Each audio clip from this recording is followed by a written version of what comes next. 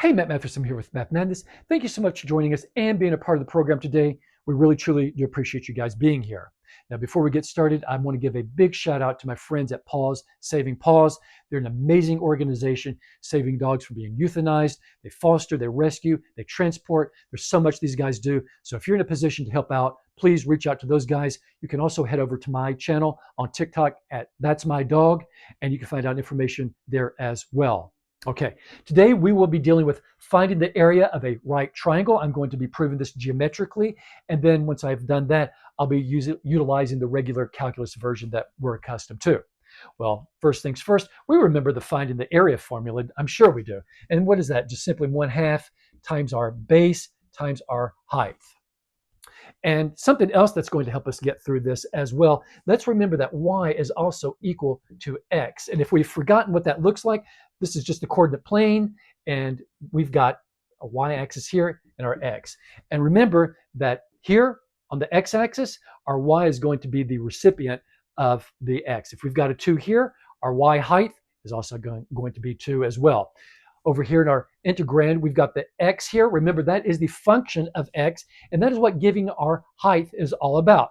And the dx here, that's just a teensy-weensy, teensy-weeny bit of the x and the x-axis. All right, well, let's go ahead and solve for our area. And we said that we've got integration of 0 to 3. So let's go ahead and deal with our x-axis here. And that's just going to be, let's say 0, 1, 2, and 3 in this case.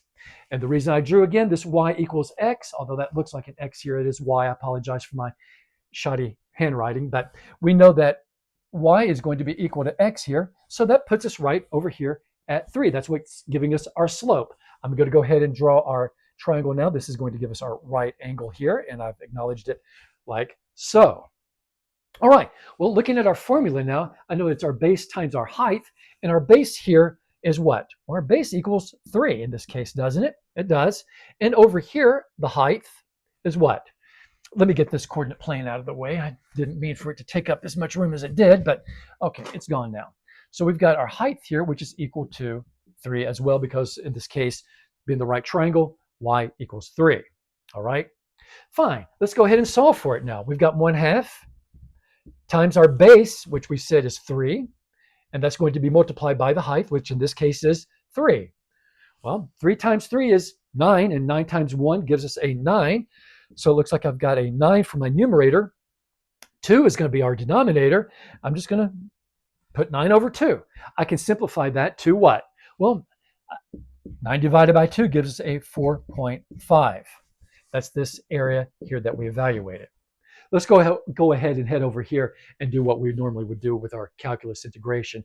And I'm going to go ahead and deal with the x. We know that this is going to be x squared over 2, don't we? Because we know there's implied 1 here. And if I add the 1 here like I'm required to do, that's going to give us our 2 here. And I divide that by the new power.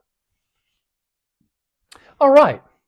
Well, now that I've done that, I'm going to evaluate it from 0 to 3. And that's what this is going to look like. So here's our 0, here's our 3. I'll plug in our 3 first, right? And 3 goes into this x. So if I say 3 times 3, that's going to give us our 9. And I just put that over our 2. Fine. Well, I'm going to subtract now. And I'll put in our 0 here for our x value. And once I've done that, what happens? Right, the whole darn thing is 0. So I don't need to pursue this any further. I know that 9 over 2, when I integrate, guess what? It's still 4.5. Now you've got 2 versions. You see how this is actually calculated visually, geometrically. Well, that's all the time we have for here on Math Madness. I'm your host, Matt Mathersum. I'm going to see you guys really soon.